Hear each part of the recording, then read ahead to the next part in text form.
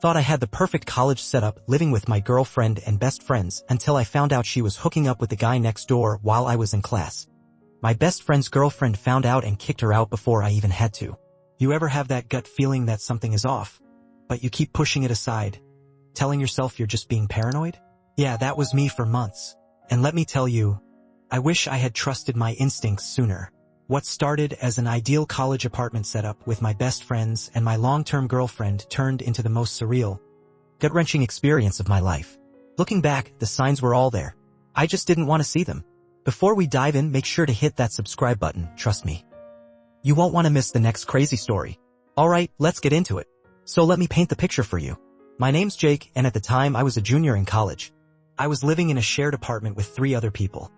My girlfriend of 2 years, Natalie, my best friend, Ethan, and his girlfriend, Olivia. It was supposed to be the dream setup, 2 couples, evenly splitting rent and utilities, having late-night study sessions, ordering pizza after a long day of classes, and just existing together in a way that felt effortless. We were more than just roommates, we were a makeshift little family. Or at least, that's what I thought. The apartment itself was originally leased by Natalie and Olivia. It was meant to be a 3-girl setup, a cozy place with string lights in the common area, a perfectly curated Pinterest aesthetic, and all the little comforts of home. But things didn't go as planned. The 3rd girl, who was supposed to move in, bailed at the last minute. She left them scrambling, trying to figure out how to afford the rent on their own. Natalie was stressed, Olivia was worried, and it was a mess. I was practically living there anyway, spending nearly every night at Natalie's, my things already scattered throughout her room. When my own lease was up, moving in seemed like the logical choice, a way to help them while making things more convenient for me. It felt like a win-win. Then Ethan moved in. His situation was different. His parents sold their house and relocated out of state, and he wasn't ready to pick up his entire life and leave with them. He needed a place to stay, and the timing just worked out. He was my best friend, and Olivia was already Natalie's closest friend, so it seemed perfect. It was supposed to be a temporary arrangement at first, but eventually, we all settled into this comfortable rhythm that felt like it could last forever. We had a system. Olivia did most of the cooking because she genuinely enjoyed it. Ethan took care of fixing random things around the apartment. Natalie kept everything looking nice and organized. And I contributed where I could. We had this unspoken agreement about responsibilities, about boundaries, about making it work. It was a small piece of stability in the chaotic world of college life. For a while, it was exactly what I needed. The apartment itself was beautiful. An older building with big windows, a balcony overlooking a busy street where we'd sit with beers and talk about our futures, and an open floor plan that made everything feel warm and inviting. The living room was the heart of it all. We'd spend nights piled onto the couch watching reruns of old sitcoms, laughing at inside jokes that only made sense to us. There were late-night debates about the dumbest topics, whether pineapple belonged on pizza, which was the superior Harry Potter movie, who had the worst professor that semester. It felt like home in a way I hadn't experienced before. But beneath that, something was shifting. I didn't see it then, but looking back, there were cracks forming in the foundation. Little things that didn't seem significant at the time but now stick out in my memory like neon signs. The way Natalie started closing her laptop when I walked into the room. The way she suddenly became secretive with her phone, angling the screen away from me in a way she never had before. The way she started skipping classes, something she used to take so seriously. I chalked it up to stress. College was hard, and finals were creeping up on us. Maybe she was just overwhelmed. Maybe I was overthinking things. I trusted her. I trusted them all. Maybe that was my first mistake. The first weird thing? Natalie started skipping classes more often. It was subtle at first, barely noticeable. She used to be obsessive about school, always planning her schedule down to the minute, keeping color-coded notes, and making sure she never missed a lecture unless she was physically incapable of getting out of bed. That's why it struck me as odd when she started skipping here and there, giving vague excuses about how certain professors were useless or how she could just teach herself better than they could. It wasn't the skipping that bothered me the most. It was the way she brushed it off like it didn't matter. That wasn't her. Natalie always cared. Then came the day that really set me on edge. I remember it clearly because it had been a rough week for both of us, and I wanted to do something nice. She had an afternoon class, one that she had complained about before but still made sure to attend. I figured I'd surprise her afterward with her favorite sandwich from the deli nearby, just a small gesture to cheer her up. I got there early, leaned against a tree outside the lecture hall, and waited. I watched as students trickled out, chatting, adjusting their bags, rushing off to their next destinations. I scanned every face, expecting to see hers any second. She never appeared. My stomach twisted into a knot. Maybe she was just running late. Maybe she got caught up talking to someone inside. I checked my phone, shot her a quick text. "Hey, where are you?" A few seconds later, she responded, "Just got out, heading home to study." I stared at the screen. That didn't make sense. I had just watched the entire class exit, and she hadn't been among them. My first instinct was that I must have somehow missed her in the crowd. Maybe she took a different exit? Maybe she really had been inside, but I just hadn't noticed? Still, something about the situation gnawed at me. Called her. No answer. That was strange. Natalie always had her phone within reach. If she was actively texting me, why wouldn't she pick up? Maybe she had already started walking and didn't hear the call? I tried to reason with myself, but the seed of doubt had been planted. I ended up going back to my car, eating the sandwich alone, trying to shake the feeling that something was off. Later that night, when we were both home, I casually asked about her class.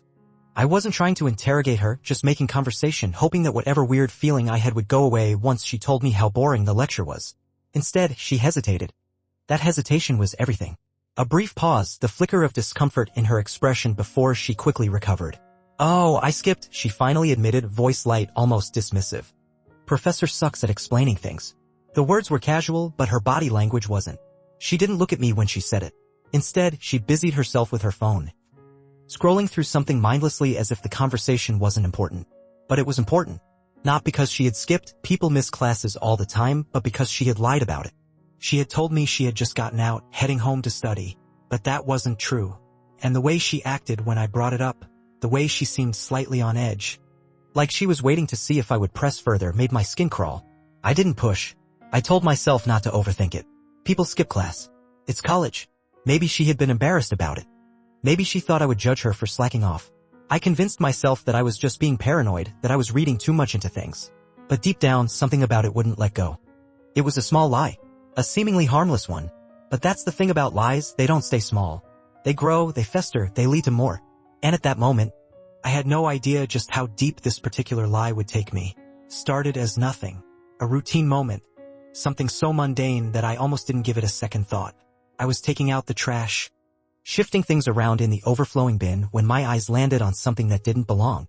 A small, crumpled wrapper peeking out from behind a cereal box. Red and black. Distinct. Familiar. My mind took a second to register what I was looking at. A condom wrapper. Not just any condom wrapper, but the exact brand that Natalie and I used. The one we kept in my nightstand. In the drawer beneath the socks. A place that neither Ethan nor Olivia had any reason to go near. And that's when the first alarm bell rang in my head. My first instinct wasn't immediate panic. I ran through the possible explanations. Maybe Olivia and Ethan had run out and grabbed one from our stash? It would be weird, sure, but we were all close. Maybe they assumed we wouldn't mind. Maybe one of them had borrowed one and forgotten to mention it. A stretch, but not impossible. Still, it nagged at me. Olivia and Ethan always used the free ones from the health center. I had seen the little green and white wrappers before, tossed into their bathroom trash can. They never bought the kind Natalie and I used. It was a tiny detail, but it didn't sit right. I picked up the wrapper and turned it over in my hands, staring at it for longer than I probably should have. The apartment was quiet except for the faint sound of a show playing in the background from the living room. My fingers tightened around the plastic before I forced myself to drop it back into the trash, telling myself it was nothing. Just a coincidence. I was overthinking. Stress did that to people, right? But then came Natalie's reaction. And that was the moment I knew. This wasn't just in my head. Later that night, when we were both in the kitchen, I casually mentioned it. Just an offhand comment. Something lighthearted, like, "Hey, I think Olivia or Ethan might have borrowed one of ours." I was expecting a laugh. A shrug. Maybe even a quick, "Oh yeah, I noticed that too." What I got instead was the complete opposite. Her eyes went wide just for a split second, but it was enough. A moment of sheer panic before she forced her face back to neutral. Then, almost immediately, she launched into a rant about privacy. About how disgusting it was that anyone would take something so personal without asking. I stood there, listening, but my mind was somewhere else entirely. Her reaction didn't match the situation. It was too strong, too defensive. If she truly thought Ethan or Olivia had taken one, she would have been mildly annoyed, maybe a little grossed out. But this was something else entirely. And then she said it, the line that made my stomach sink. Don't bring it up. It's awkward. Just let it go. I felt the first real pit form in my stomach. That was the moment everything started to shift. The moment when my world tilted just slightly. When doubt stopped being a fleeting whisper in the back of my mind and became something louder, something undeniable. I could feel it pressing against my ribs, creeping up my spine like a cold, unwanted presence. It wasn't just the condom wrapper. It was everything leading up to this. The skipped classes, the sudden secrecy, the way she had been acting just a little different, just a little off, the feeling that I had been pushing down for weeks, telling myself I was just being paranoid. But paranoia doesn't come with evidence. And now? Now I had evidence. I didn't press the issue that night. I didn't ask more questions. But as I lay in bed, staring at the ceiling, my mind wouldn't stop spinning. Every interaction, every strange moment, every offhand comment she had made in the past month replayed in my head like a movie on loop, and for the first time, I let myself really wonder if I was missing something big. The worst part? I already knew the answer. The final straw came from our next-door neighbors. We weren't exactly close, but we had that casual, neighborly dynamic, you know, the kind where you nod in the hallway. Swap small talk about sports or the weather. Maybe borrow a cup of sugar when you're desperate. They were just familiar faces, people I barely gave a second thought to on most days. Until one morning, when everything changed. I was locking up to head out when I ran into Ryan, one of the guys from next door. He was sipping coffee, looking half asleep but still alert enough to make conversation. Just as I turned to leave, he smirked and dropped a comment so casually, so offhandedly, that it barely registered at first. "Man, you and Natalie gotta chill with the morning sessions," he chuckled. "Walls are way too thin." I laughed. Automatically. The kind of polite, reflexive laugh you give when someone makes an inappropriate joke and you're not sure how else to react. I didn't even process the words right away, not really. It wasn't until I was halfway down the stairwell that the meaning sank in and my steps faltered. Morning sessions? Natalie and I hadn't had sex in the morning in over a month. Hell, maybe longer. Final stress, schedules being out of sync, all the usual excuses. But if it wasn't us, then who the hell was it? My stomach twisted into knots. My mind raced through every possibility, grasping at something, anything, that didn't lead to the conclusion forming in my head. Maybe Ryan was mistaken. Maybe he had the wrong apartment. Maybe Olivia and Ethan had come back early one weekend without telling me. But no, that didn't make sense. I knew for a fact that they always spent weekends out of town at Olivia's parents' place. It was a routine as predictable as the sunrise. And even if by some chance they had stayed behind, wouldn't they have told me? Wouldn't I have noticed? I tried to brush it off, tried to convince myself it was a misunderstanding. But that seed of doubt had been planted and it was growing fast. My brain replayed the comment over and over, dissecting every word, every possible implication. The timeline didn't add up. The habits didn't fit. And worst of all, there had been signs, small, insignificant things I had ignored at the time, but now they came rushing back all at once. The way Natalie had been acting lately. The sudden need for space, the excuses, the skipped classes. The defensiveness, the condom wrapper, the weird silences, the way she avoided looking me in the eye when I asked innocent questions. It was like my brain had been trying to put together a puzzle for weeks, but I had been too blind, too trusting to see the picture coming together. I could feel my pulse in my throat as I reached my car. My hands were shaking as I gripped the wheel, knuckles white. I didn't even start the engine right away. I just sat there, staring at nothing, trying to slow my breathing, trying to process what I had just realized. I didn't want to believe it, but deep down I already did. There was someone else in my apartment. And they weren't just spending the night. They were spending the mornings too. The next morning I woke up with a knot in my stomach. Sleep had barely touched me. And whatever brief moments of rest I had managed to steal were filled with half-formed nightmares, flashes of laughter, whispers behind closed doors, a vague sense of something being taken from me. The weight of my suspicions pressed down like a heavy stone, refusing to budge. I needed answers. I left for class as usual, making sure my routine was unchanged. I walked out the door at the same time, took the usual route. But instead of heading toward campus, I took a detour, looping back through a different entrance of the apartment building. The cold air burned my lungs, but I barely noticed. My pulse pounded in my ears, drowning out everything else. When I reached my door, I paused. My hand hovered over the doorknob. Part of me wanted to turn back, to pretend I hadn't noticed the warning signs, to keep living in the comfortable lie I had built. But the other part, the part that was exhausted, frayed, desperate, needed the truth, no matter how much it hurt. And then I heard it. Laughter. Not just any laughter, Natalie's. That familiar, light, effortless sound. The kind that used to be just for me. Only this time she wasn't alone. A deeper voice joined hers, amused, casual. A voice I recognized instantly. A voice that didn't belong in my apartment when I wasn't home. Ryan. Ryan was one of our neighbors, the kind of guy who was always around but never quite part of our group. We weren't close, but he was friendly enough. Always cracking jokes when we ran into each other in the hallway. Making small talk about weekend plans, the kind of guy who could blend in anywhere. But now, hearing him inside my apartment, his voice so casual and comfortable felt like a violation. Like he had been there longer than I realized. The cold realization hit me like a slap. I stood frozen. My mind caught between fight and flight. Every logical part of me wanted to take a breath, to calm down, to give them the benefit of the doubt. But my instincts, the ones I had ignored for far too long, were screaming. With shaky hands, I fumbled with my keys. It felt like my fingers weren't working properly, like my body was rejecting what I was about to do. Finally, after what felt like forever, the key slid into the lock. I turned it. The second the door swung open, everything inside came to a screeching halt. Dead silence. Natalie and Ryan sat on the couch. Too close. Their bodies angled toward each other. Their expressions shifted in an instant. From casual to shocked. From comfortable to exposed. It was like watching the mask of a performer slip mid-show, revealing the truth underneath. Natalie's eyes went wide, her mouth slightly open as if she was trying to form words but couldn't find any. Ryan tensed, his jaw tightening.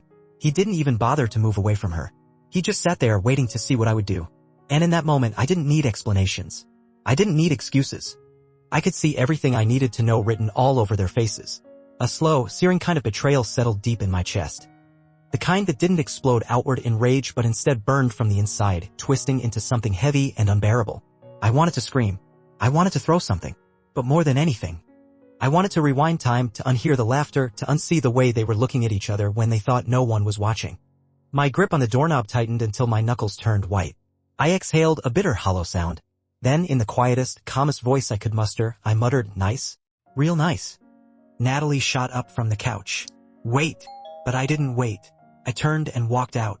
She called after me, her voice desperate. But I kept going. Down the stairs, through the lobby, out into the street. My vision blurred, not with tears, but with sheer overwhelming emotion. Humiliation. Anger. Heartbreak.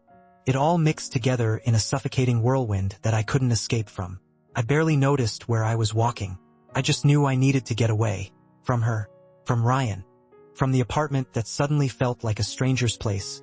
Filled with memories I no longer wanted. I had thought betrayal would feel like a sharp, instant wound. But I was wrong. It wasn't a knife to the gut, it was a slow, smothering thing, creeping into every part of me, making it impossible to breathe. And worst of all, I had seen it coming. I just hadn't wanted to believe it.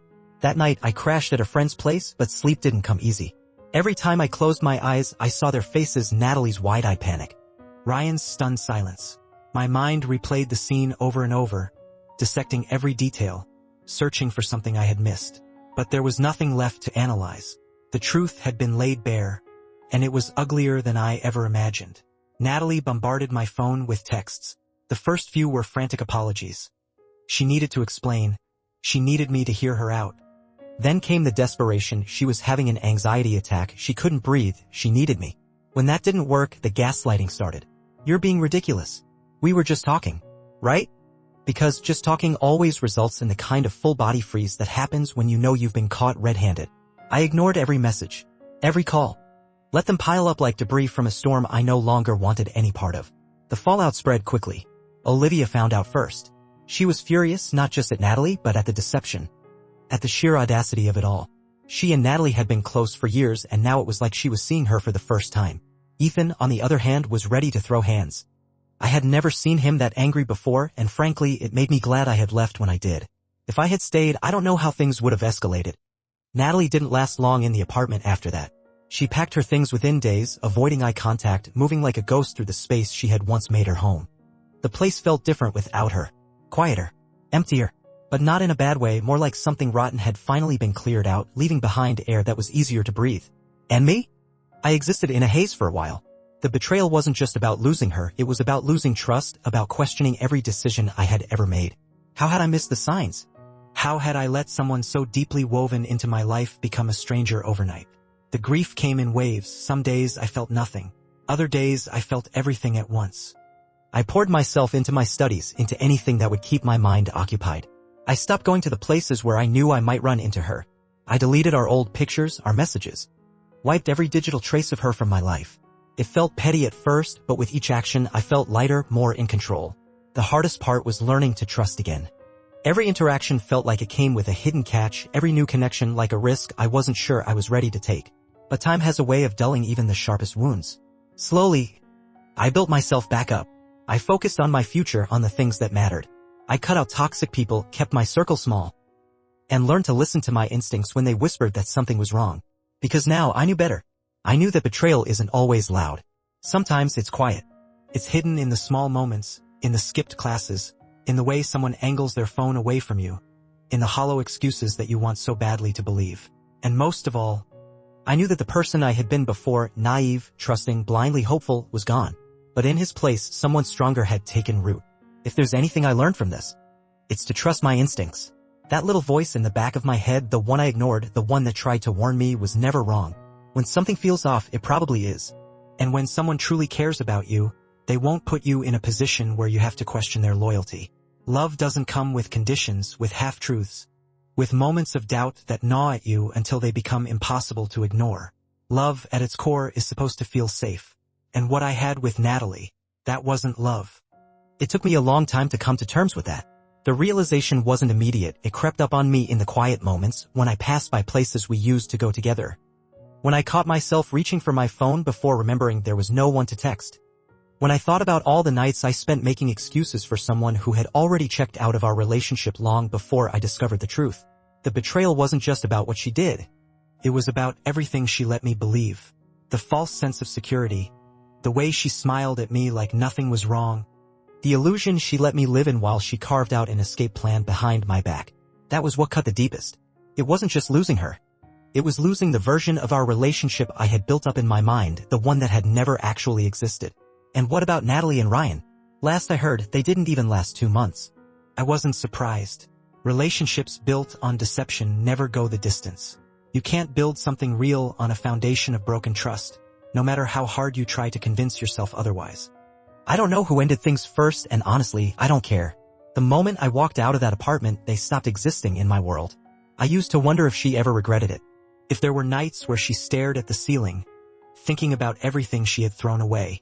If she ever scrolled through our old pictures, wondering how she let something good slip through her fingers. Maybe she did. Maybe she didn't. But at the end of the day, it doesn't matter. Regret doesn't undo what's been done. And even if she did regret it, it wouldn't change anything for me. I wasn't the guy anymore, the one who would have taken her back. Who would have clung to whatever scraps of affection she had left to offer. So yeah, that's how my seemingly perfect college setup turned into a train wreck. And honestly, I wouldn't change a thing. Because now I know my worth. I know what I bring to the table.